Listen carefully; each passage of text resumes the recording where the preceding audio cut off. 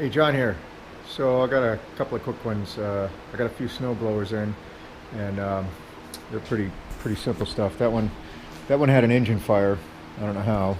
You know, I never heard of a snow blower burning up, but so I got an engine for that. That's nothing. But this is an old snapper, and I just want to go over it right quick. If you've got an older machine that you don't really want to put money into, and you have a transmission problem, well, it might have a solution.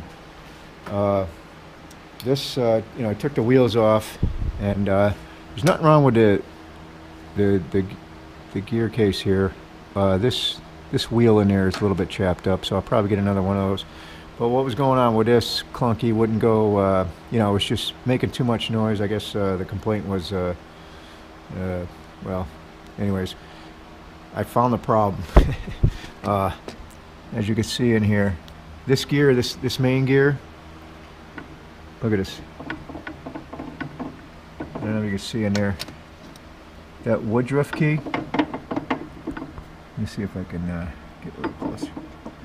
I can't rotate. I can see in there that it's just sitting in there. So with this thing all wobbling around and just wreaking all kinds of havoc.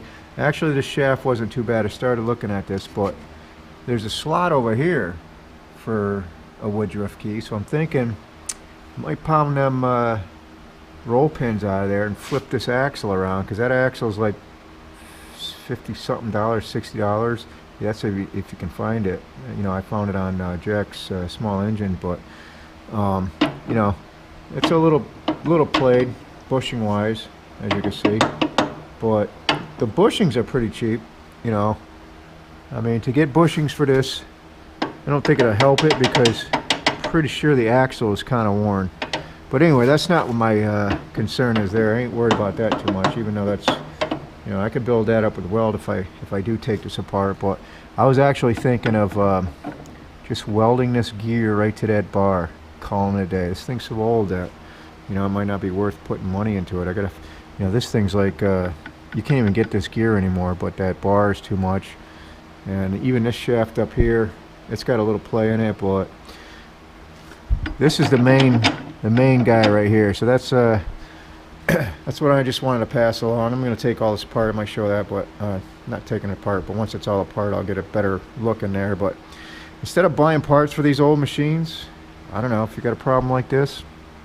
Again, I got to look at it, see if I can flip this axle around. But I'm probably just going to end up welding this thing, and that'll be a fix. Basically free for no parts involved. I might get a drive disc here. That is kind of chapped up in shop, but they're relatively cheap, so I got to look at that. But let me take this apart a little bit. This see what I'm talking about. The gear case, the chain case out there, and this thing is all wonky, man. This thing is, it was touching the other gears a little tighter, but this thing is like, so I guess I'm going to pound them roll pins out just to see. Look at that Woodruff key. It's got like, it's just been going back and forth, clunking back and forth. It just made that wide, so I probably could flip this over and get another use out of it. And that's probably what I'll do, because I do want to see if I can, kind of solve that without getting bushing. See if I can build that up with some weld, make it a little tighter. And I'll still get away with this pretty cheap, because it does run good and throws snow. And then, well, it's going to need a new scraper bar. Actually, he's got into the tunnel there, so looks like a U. Might get a new scraper bar and make one. But anyways, let me see if I can get that out. Well, I had to just take a little air tool and buzz them off. They wouldn't pound out, but I got them flat, and both sides here, so them roll pins were kind of rusted in there. I say kind of. So now I'm up against bearings. These bearings are cheap. I looked them up, so I'm going to try to pound this out now. See if that'll come loose.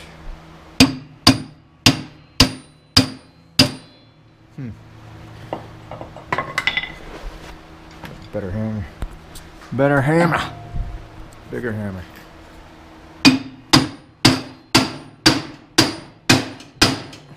Wow.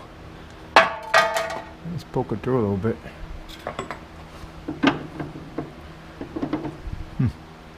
Guess I'll just keep hammering. Keep hammering.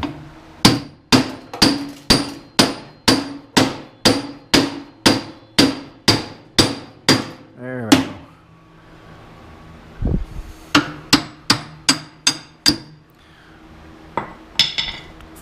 Well, I think it'll come out now. Looks like the bushings made it.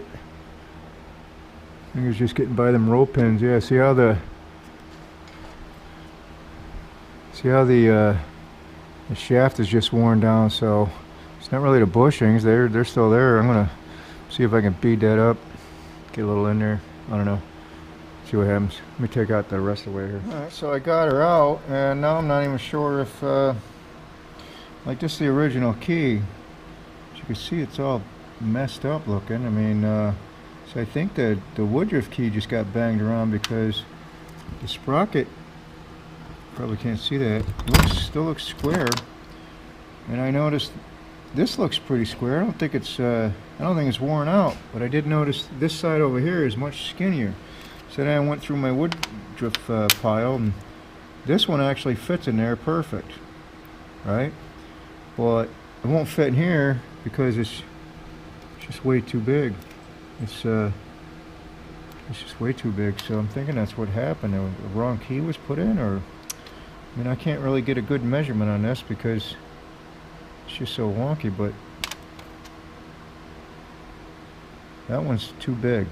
See, that was what was going on. But it does fit over here, nice and tight, really tight. So even if I did flip this axle around, it's not gonna, you know, to me that's too much play. Let me put the thing on there, see if that works. Yeah, even with that thing on there, oh, good lighting here, but it's still, you know, it's still too wonky, no matter which key I use. So I think the sprocket is played from going back and forth. I mean, wish I had my tripod. This keyway is the one for the axle. Fits in perfect, but it's just too wonky back and forth here. Nah, it ain't gonna work. So I am gonna have to weld it, so it didn't matter. So as long as I have to weld it, I might beef this worn out shit here. I don't know, but anyways, that's where I'm at with this. It's gonna be an easy fix. There's no parts, well, except for that drive wheel I might get, but I'm not gonna get bushings and stuff because I think the bushings will be fine as soon as I build that up. Alright, so here's where I'm at so far. So put a little washer in there so it can't slide any further that way, and I line this top gear up so I know it's correct. So that's set that way. It's still a little warm. Just welded it, so that's solid as Sears. It ain't gonna be wonky or nothing. That's, you know, it doesn't move either way. So on this side, instead of putting a roll pin back in there, I've got this little like a little bushing that's split, you know, so I could spread that out. I'll slip it over this axle, butt it up as, you know, far as I can there, and just weld that to that so it'll stop it from, you know, moving in and out. Clean that up, put that on there, and that'll be that. That'll be a fix for, you know, first of all, I don't think you can get this gear anymore. Like I said, the axle's probably like $55, somewhere in that neighborhood.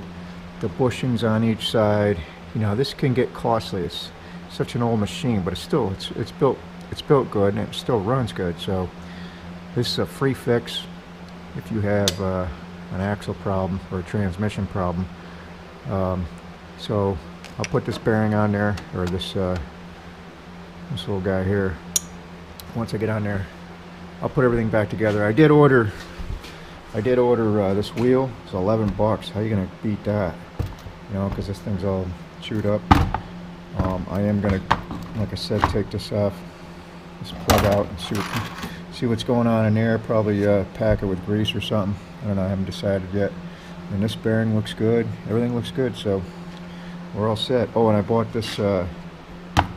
This is, I think, $7.